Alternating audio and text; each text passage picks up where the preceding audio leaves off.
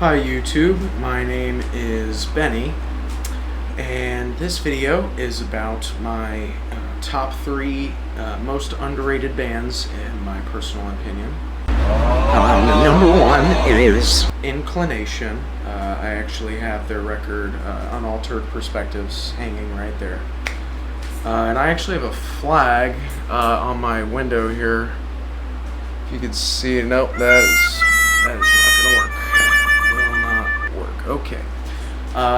This song is called Predetermined.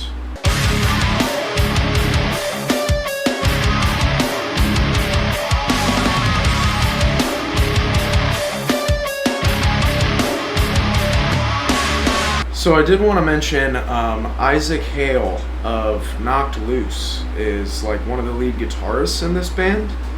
And he kicks ass, dude. Every single riff on this record just grabs my attention, and there's a lot more like pinches with the guitars going on, and their vocalist is like really good. You can tell like he's really passionate about the lyrics that he's screaming. And if you don't know, this band is a pretty political one. They make a lot of political statements, which I heavily agree with.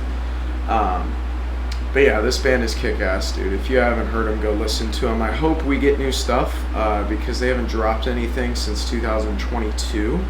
But my guess is because Knocked Loose is like exploding at the moment. So, but yeah, that was Inclination. Okay, so the next band on my list is the band Her Words Kill. A YouTuber actually introduced me to them. I had never heard of them until recently, but I watched her video, and I apologize. I did a ton of research to try to find that YouTuber and find that video, and for the life of me, I could not. So creds to you. I'm sorry I can't remember your stuff. But in her video, she did give a lot of information on Her Words Kill and why she loves them, and it immediately got me hooked. They are definitely one of my all-time favorite bands now. My favorite song by them is Priscilla Brook. Nobody here is leaving Priscilla Brook alive, which I will play right now.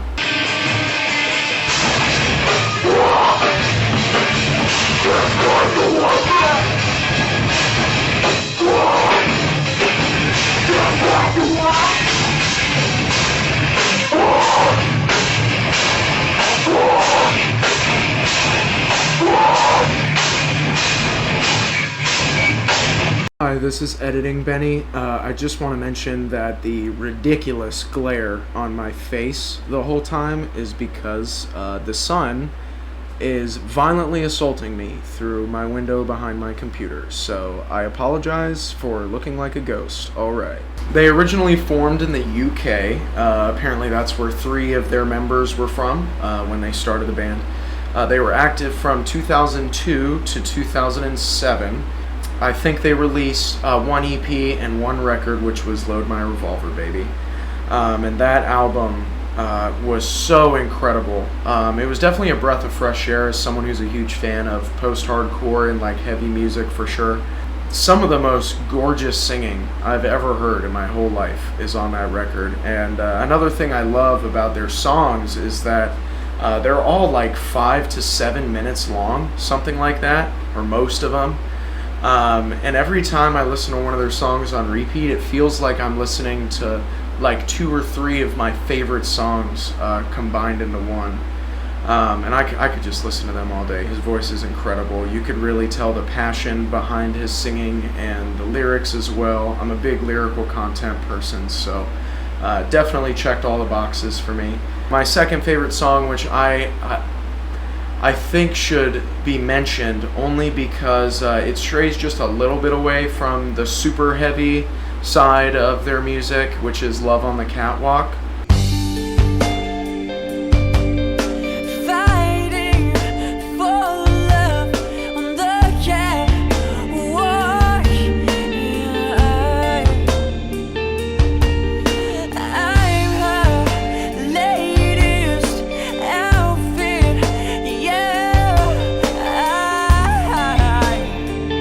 I think that song is, it's got to be like top 10 all time for me.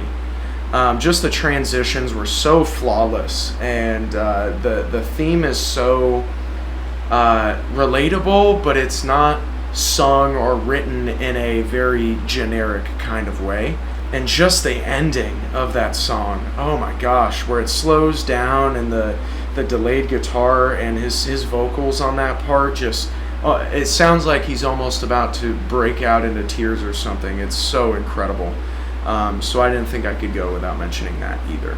So the last band on my list is Mouth of the South. They formed in 2007, I believe, and they had 2 records under that name, Transparency and Struggle Well.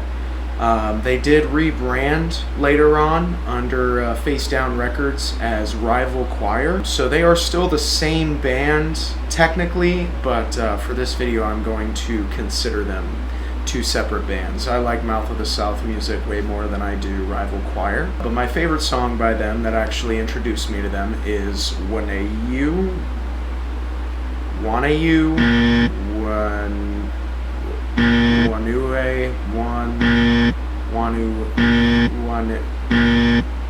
I don't know how to pronounce it, but anyway, here it is. And don't forget that I will stand by you to the grave.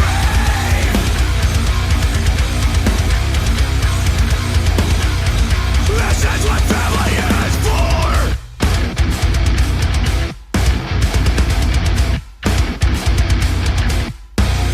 So when they rebranded as Rival Choir, they released an album called I Believe, Help My Unbelief, which was definitely a banger record, but again, I do like Mouth of the South music a lot more. They have not been active since, so I don't know if this band is planning on coming back or has been dropped from their label or broke up officially. Maybe I should do more research, but obviously I didn't. I hope they come back and play all that old stuff. That would be really cool. But they haven't been active since, but they did make really great music in the time they were active. I will say, I think one of the reasons they wanted to rebrand is because they were a little late to the Christcore kind of scene. Bless the Fall came out with His Last Walk, I think, in 2006, 2007. And back then, they considered themselves a Christian band when Craig Mabbitt was first in it. And, that's kind of when Christcore was really taking over the scene at the time. But it definitely became more and more irrelevant as bigger bands came onto the scene, and as time passed, people were kind of straying away from that and just, making music and writing lyrics that really resonated with them personally a lot more. But I will say, unlike many other Christcore bands, Mouth of the South wrote really good and thoughtful lyrics instead of just like, I'm caught in the undertow crap, we've heard over and over.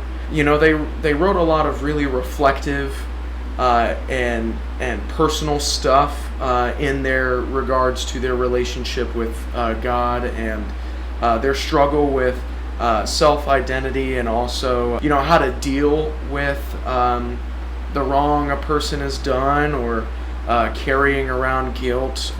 They wrote a lot of lyrics about that too, which I resonate with, and definitely grabbed my attention. They were one of my gateway bands. A lot of the Christcore bands were gateway bands for me, Shoutout Impending Doom, because I grew up in a religious household, so that was really the only kind of music I was allowed to listen to, early Memphis Mayfire, August Burns Red, Skillet.